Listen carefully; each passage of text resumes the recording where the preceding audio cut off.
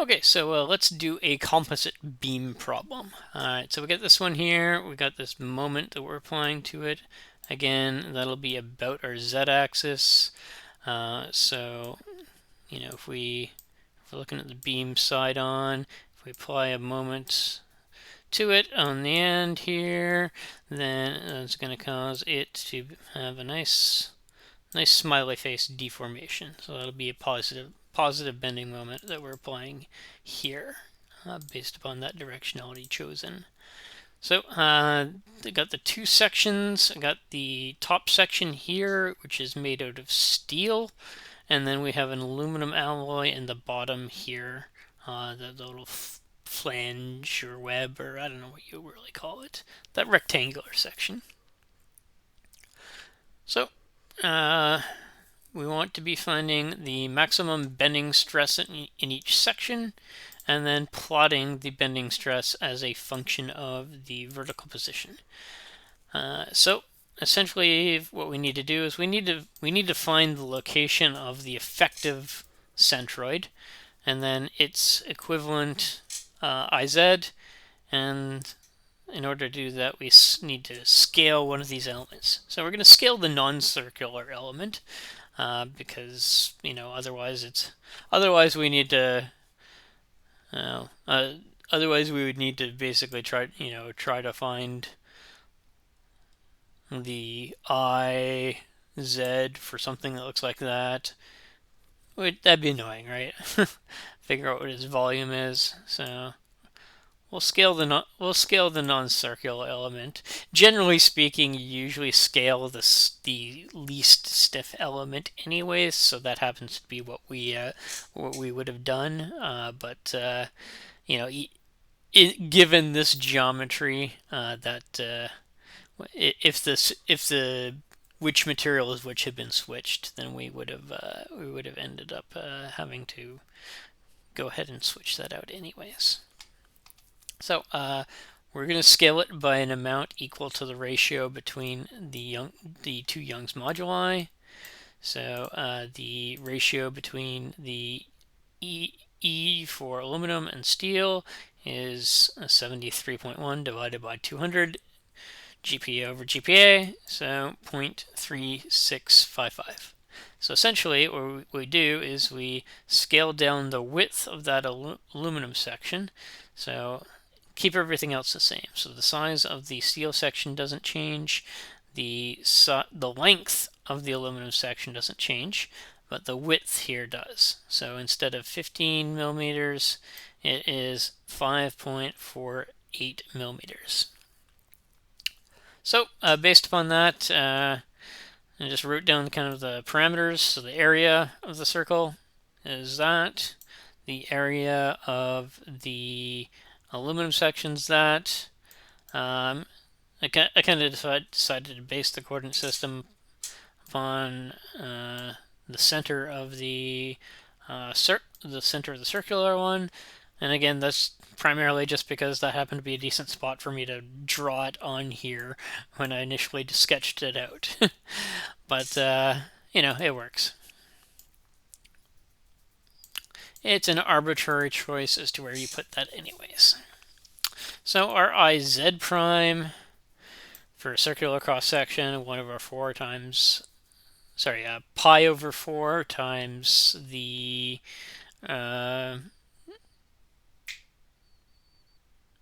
diameter to the, pi over 4 times the radius to the 4th. Obviously the for rectangular section, that's going to be height cubed times base divided by 12. So again, just using the different size for the base. So the centroid we need to find first. So just multiply the area times its y bar position. Simple enough to calculate when this is 0. So that'll just be this divided by the combination of the areas, which ends up being negative 11.84 millimeters. So that means that when I kind of sketched this out here, the centroid is 11.84 millimeters below the center of the circular section, which means that the distance from the centroid of the rectangular section to the centroid of, the effective centroid of the object as a whole, that's just going to be half of this, so 75, plus the radius minus the 11.84. So 75 plus 50 minus 11.84 gives us 113.16. So again, we just need to kind of invoke our parallel axis theorem to figure out what our IZ is.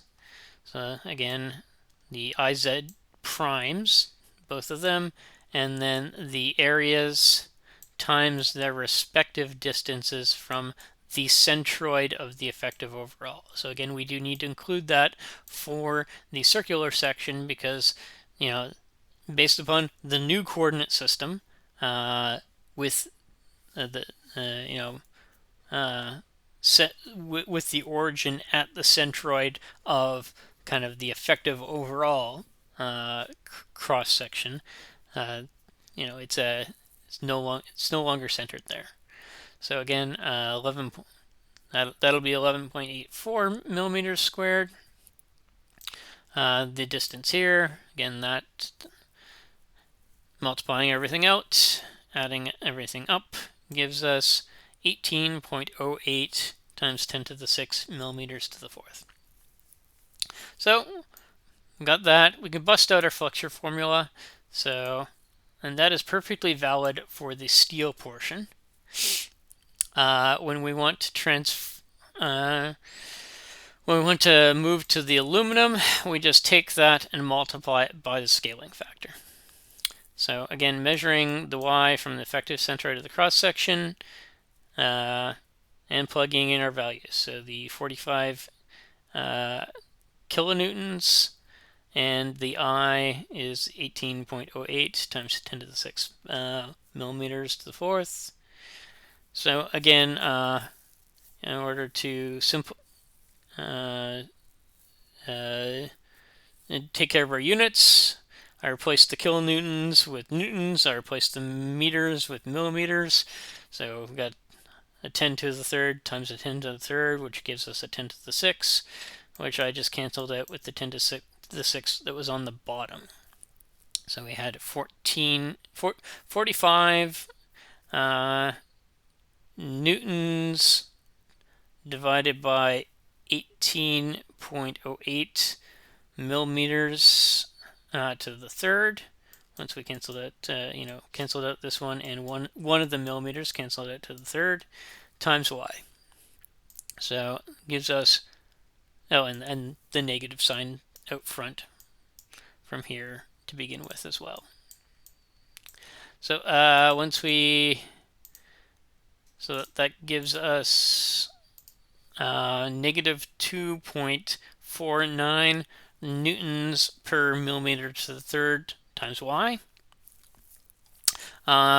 So again, a newton per millimeter squared is a megapascal. So I just put, solve that, put that in more reasonable terms. So it's minus 2.49 megapascals per millimeter times y.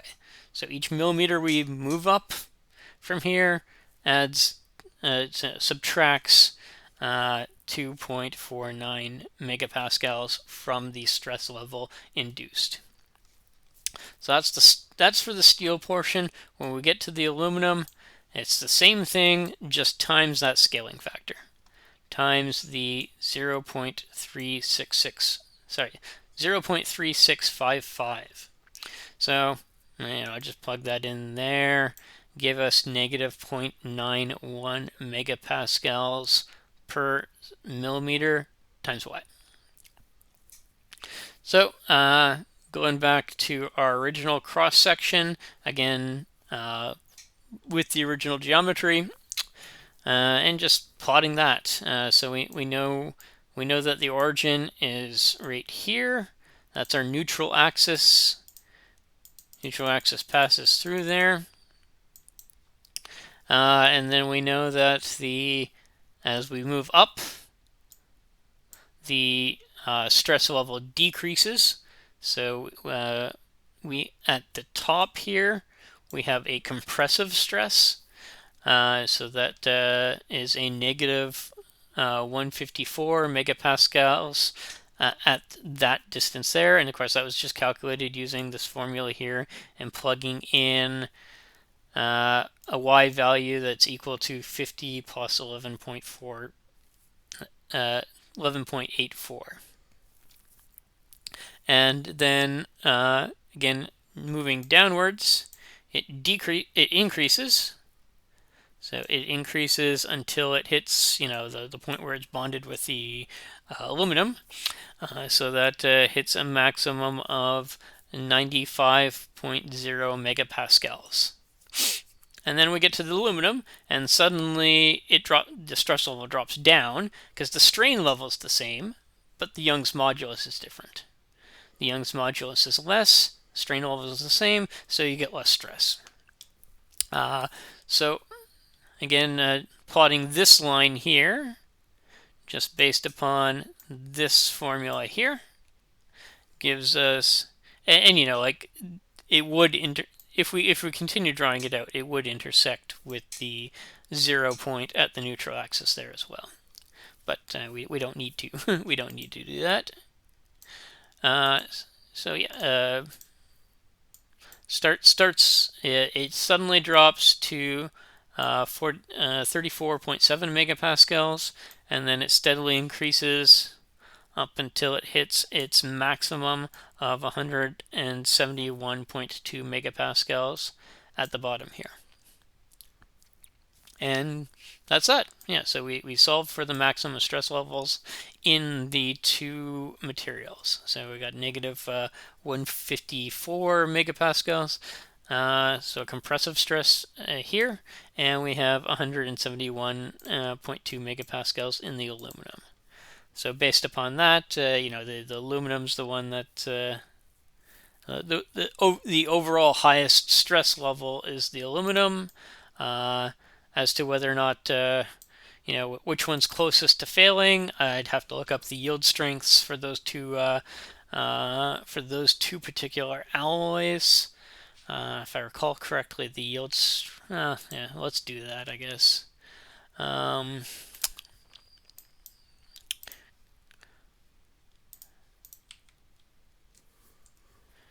on. All right. Okay, so we have our yield strength for the steel is 250 megapascals, and the yield strength for the aluminum is 414. So I guess the steel is closer to yielding than the the steel is closer to yielding than the aluminum is, because it's it's almost a factor of 2, or it's almost a factor of 2 for the ratio between the two yield strengths, whereas the ratio between the stress level seen is it's off very slight difference in magnitude at least. So, yep, that is all the question asked for.